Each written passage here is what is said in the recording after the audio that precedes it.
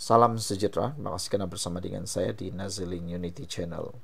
Dengan keadaan terkini di Sabah, politik Sabah menjelang PRN Sabah, ramai yang mula menjangkakan bahawa Pakatan GRS, Pakatan Harapan dan juga kerjasama antara BN 3 serangkai ini tidak akan berjaya.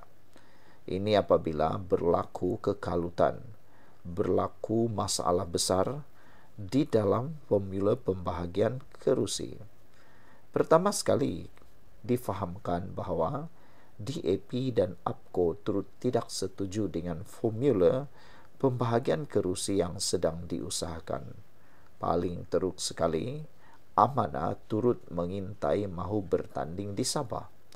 Ramai netizen di Sabah menyatakan bahawa mengapa Amanah mahu bertanding lagi dan menambahkan lagi kekalutan di dalam pilihan raya pembahagian kerusi.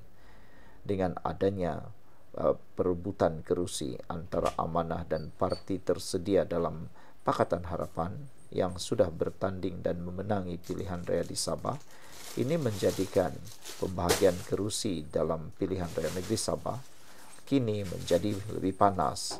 Jadi itu sebabnya ramai netizen kata, jangankan kerjasama antara Pakatan Harapan, GRS dan BN ingin direalisasikan. Silap-silap hari bulan, kata mereka, Pakatan Harapan di Sabah boleh pecah. Ini apabila sangat-sangat mustahak dalam pembahagian kerusi apabila APCO dan DAP masing-masing mungkin hanya akan dapat 5 kerusi. Ini belum bercakap lagi tentang kehadiran Amanah, belum lagi bercakap tentang kerjasama dengan GRS dan Barisan Nasional. Bayangkan di Sabah kita hanya ada sekurang-kurangnya lebih kurang di dalam berapa kerusi ya di Sabah, dan 55 kerusi. Dikatakan bahawa GRS ingin bertanding di banyak kerusi di Sabah. Bayangkan, berdasarkan cadangan ketika ini, PHH dijangka menuntut 23 kerusi, 13 untuk PKR, kira-kira 5 kerusi masing-masing DAP dan APCO. Sementara itu, Amanah Sabah meskipun tiada kerusi yang disandangnya turut menuntut 5 kerusi. Keadaan ini menimbulkan keresahan dalam kalangan DAP dan APCO yang bimbang akan kehilangan ruang untuk mempertahankan kerusi mereka. Sebelum kita teruskan ulasan ini, jangan lupa tinggalkan komen anda dengan tanda pagar kami benci rasuah.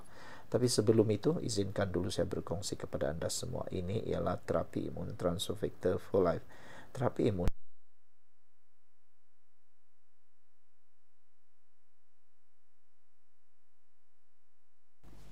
apabila imun badan kita lemah, kita kena penyakit. Apabila imun badan kita tidak sembuh, tidak kuat dan tidak seimbang, kita pun tidak sembuh daripada penyakit. Tetapi apabila imun badan kita jadi kuat, bijaksana dan seimbang, kita sembuh daripada semua jenis penyakit. Terapi imun ini mengajar, mendidik dan mengimbangkan imun badan kita. Cepat dapatkan produk ini melalui nombor telefon saya yang tertera. Produk ini lulus KKM halal dan diperakui oleh dokter-dokter di seluruh dunia. Saudara-saudara sekalian, menurut laporan media terkini yang kita terima menyatakan bahawa masalah bertambah rumit lagi dengan adanya kerjasama Pakatan Harapan bersama GRS yang bercadang untuk bertanding di 55 kerusi, meninggalkan hanya 18 kerusi yang masih tersedia. Pakatan Harapan juga perlu mengambil kira tuntutan rakan sekutunya yang lain, yaitu Barisan Nasional yang berhasrat bertanding sekurang-kurangnya 14 kerusi. Kemungkinan besar menentang GRS. Menurut sumber Pakatan Harapan, isu ini bukan lagi soal logo semata-mata, tetapi soal kelangsungan apabila parti-parti kecil dalam gabungan itu yang menimbang sama ada identiti mereka lebih terpelihara di bawah logo gabungan atau dengan bergerak secara bebas. Dengan pembubaran Dewan Undangan Negeri yang dijangka berlaku pada bila-bila masa, DAP dan APCO kini berada di bawah tekanan untuk memuktamadkan pendirian masing-masing. Ini soal keadilan, Jika rundingan itu tidak adil, maka bertanding menggunakan logo sendiri adalah satu kemungkinan sebenar, kata beliau. Dalam pilihan raya negeri sebelum ini, DAP dan Amanah bertanding menggunakan logo Warisan sebagai sebahagian daripada gabungan Warisan Plus ketika itu, manakala PKR dan APKO menggunakan logo masing-masing. Sekian dulu untuk kali ini. Jangan lupa tinggalkan komen Anda. Bye-bye. Hello guys, ini ialah walkie-talkie Bofeng BF888S. Dapatkannya di Shopee, murah. Guys, ini ialah headphone Onikuma K2 Pro. Hebat, luar biasa, cantik dan murah. Dapatkannya di Shopee. Guys, ini ialah powerbank Mozom PB149. Murah, hebat, dan dapatkannya di Shopee sekarang. Guys, ini ialah Shokz Open Swim Pro. Headphone yang hebat, kualiti hebat, tahan air. Dapatkannya di Shopee. Guys, ini ialah headphone One Audio E70 Fusion.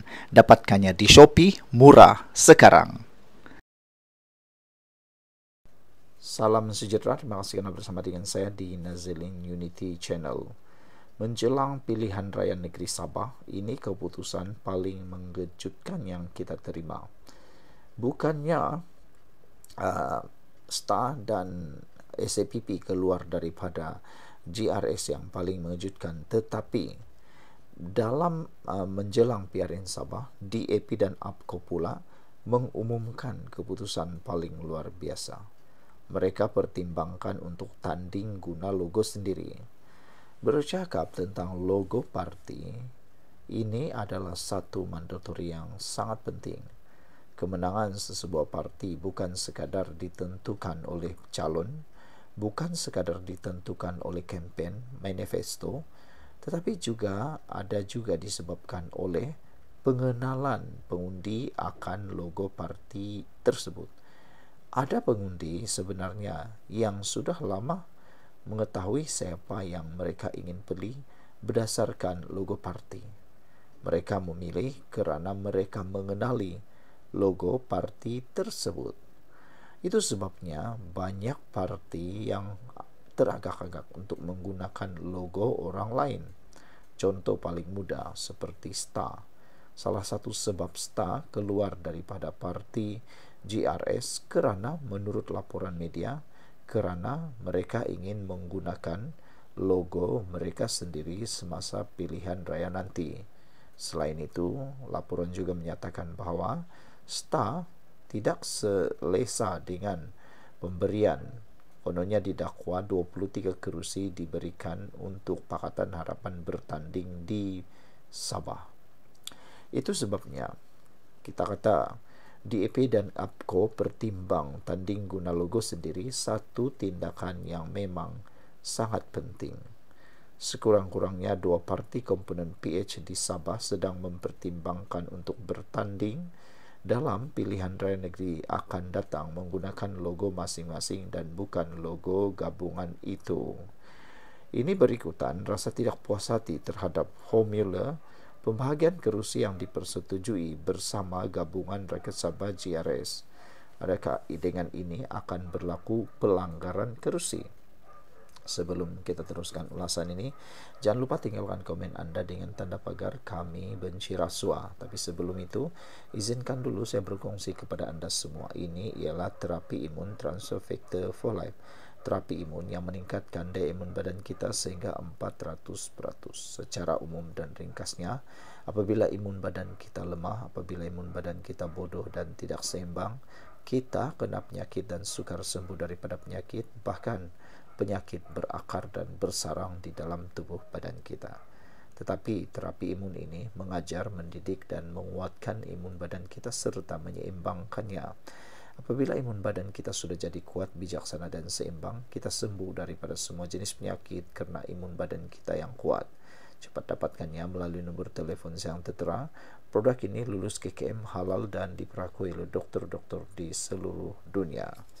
Saudara-saudara sekalian, difahamkan kedua-dua parti iaitu DAP dan APKO sedang membincangkan pilihan itu secara dalaman selepas rundingan berkenan menyebabkan mereka tersepit antara tuntutan PKR dan amanah.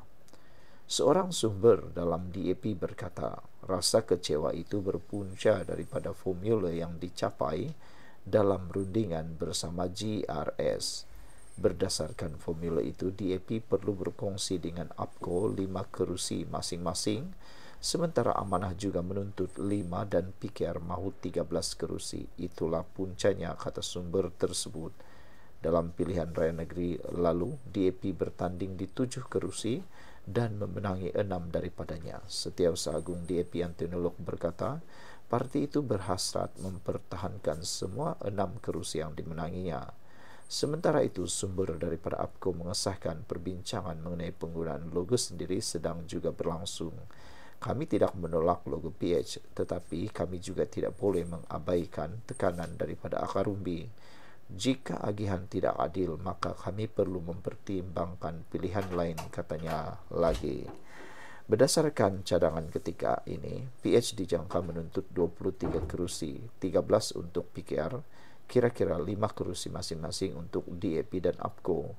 Sementara itu, amanah Sabah meskipun tiada kerusi yang disandangnya turut menuntut 5 kerusi. Keadaan ini menimbulkan keresahan dalam kalangan DAP dan APCO yang bimbang akan kehilangan ruang untuk mempertahankan kerusi mereka. Masalah ini menjadi lebih rumit dengan adanya kerjasama PH bersama GRS yang bercadang untuk bertanding di 55 kerusi meninggalkan hanya 18 kerusi yang masih tersedia. Pakatan Harapan juga mengambil kira tuntutan rekan sekutunya yang lain, yaitu BN dan yang berhasrat bertanding sekurang-kurangnya 14 kerusi, kemungkinan besar menentang GRS. Sekian dulu untuk kali ini. Jangan lupa tinggalkan komen Anda. Bye-bye.